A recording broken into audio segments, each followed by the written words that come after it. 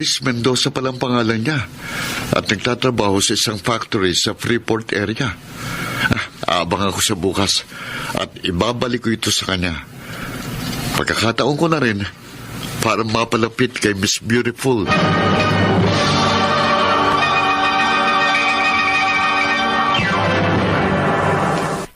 Mr.